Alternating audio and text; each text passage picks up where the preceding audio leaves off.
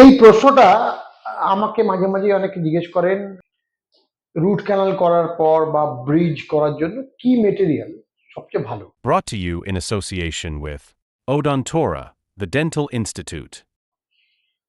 এবার বলি, আমরা বরাবর এর আগে তো মেটাল ইউজ করেছি, প্রথম দিকে তো গোল্ড ইউজ হতো, এখন গোল্ডের দাম অনেক বেড়ে যাওয়াতে আমরা যে মেটেরিয়াল গুলো ইউজ করতাম পিএফএম মানে পোর্সেলিন ফেসিং মেটাল, ভেতরে নিকেল ক্রোমিয়াম বা ক্রোম কোবাল্ট, তার উপরে সেরামিক। এটা এতদিন চলেছে, যথেষ্ট ভালো মেটেরিয়াল, লং স্ট্যান্ডিং ডিউরেবল। কিন্তু এখন একটা প্রবলেম হলো, বেশ কিছু ল্যাব আমরা যে মেটেরিয়ালটা ইউজ করি মেটালটা সেটা কিন্তু ফেরোম্যাগনেটিক বা ম্যাগনেটিক নয়, মানে এটা চুম্বকের ফিল্ডে কিন্তু কোনো প্রভাব ফেলে না। কিন্তু বেশ কিছু ডায়াগনস্টিক ল্যাব তারা ইদানিং কোনো মেটাল ক্রাউন বা মেটাল আছে এরকম ক্রাউন থাকলে, আমাকেই বেশ কিছুবার হয়েছে, যদি পেশেন্টের এমআরআই করার দরকার পড়ে সেক্ষেত্রে কিন্তু তারা বলেছে যে এই ক্রাউনটা খুলে আসতে হবে। মুশকিলটা হলো একটা ক্রাউন লাগানোর পর খুলতে হলে, খোলাটা তো প্রায় পসিবল নয়, সেক্ষেত্রে আজকাল আমরা যে সিমেন্ট ইউজ করি ক্রাউনটা কেটে ফেলে দিতে হয়, সেক্ষেত্রে তো একটা খরচা বটেই, আর এটা একটা হ্যাপাও। আর স্পেশালি যদি পেশেন্ট কোনো কারণে এমআরআই এমার্জেন্সি বেসিসে করাতে হয়, এটা খুব ঝামেলা। এখন মেটাল ফ্রি সলিউশন আমাদের কাছে বেশ কিছু আছে, তার মধ্যে সবচেয়ে পপুলার যেটা সেটা হচ্ছে জিরকনিয়াম বা জার্কোনিয়া অক্সাইডের তৈরি ক্রাউন, যেটা পপুলার, খুব ডিউরেবল, স্ট্রং।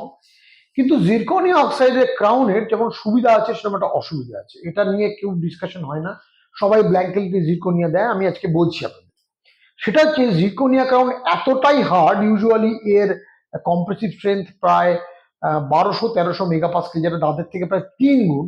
আপনি ভাবতে পারেন যে এটা তো অনেক বেশি যাবে, কিন্তু এর অসুবিধা হলো এর উল্টো দিকের দাঁতটা কিন্তু জিরকনিয়াম ক্রাউন ঘষে দেয়। তাই বলে কি জিরকনিয়াম ক্রাউন করবো না, করা হবে, কিন্তু ডাক্তারবাবু যিনি করবেন তাকে কিন্তু জিরকনিয়া ক্রাউনের অক্লুশনকে খুব ভালো মতো অ্যাডজাস্ট করতে হবে, যেন তার অক্লুশন একটা রুল আছে, সেটার বাইরে যদি ফুল অক্লুশন দেন তাহলে কিন্তু উল্টো দিকের দাঁত খারাপ হয়ে যাবে। এবং অনেক সময় অনেক দাঁতে করলে সেক্ষেত্রে কিন্তু উল্টো দিকের দাঁতের আপনাকে নাইট গার্ড বা নাতে পরার জন্য সিলিকনের একটা গার্ড পরে শুতে হবে জিরকনিয়া থাকলে।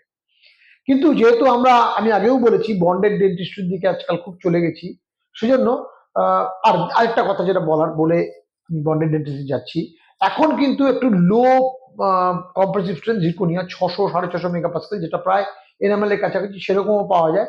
ডাক্তারবাবুকে বলুন যে যদি করতে হয় লো মেগাপাস্কেল জিরকনিয়া ইউজ করবে, যেটা যদি একটু অক্লুশন প্রবলেমও থাকে দাঁত কিন্তু সেটাকে অ্যাডজাস্ট করতে পারে। অতএব খুব হাই স্ট্রেংথ জিরকনিয়া, এবং আজকাল অনেকেই বলছে জিরকনিয়া 5-10 বছরের ওয়ারেন্টির কিন্তু কোনো মানে হয় না।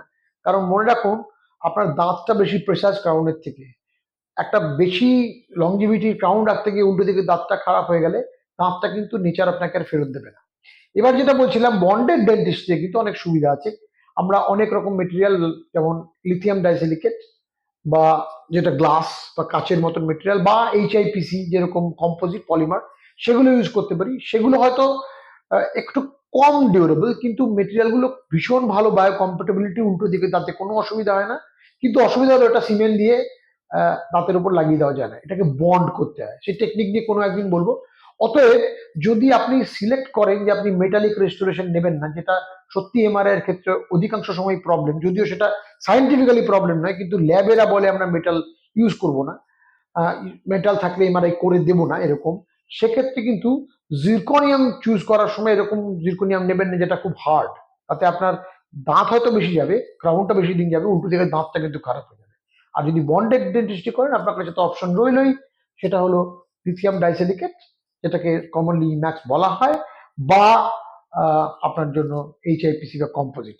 অতএব পরের বার যদি আপনার কোনো ক্রাউন অ্যান্ড ব্রিজ অনলি করতে হয়, আমার এই টিপসে যদি, উপদেশটা যদি আপনার মনে থাকে, সেক্ষেত্রে আপনি ডাক্তারবাবুকে বলতে পারবেন আমি এই ধরনের মেটেরিয়াল ইউজ করবো।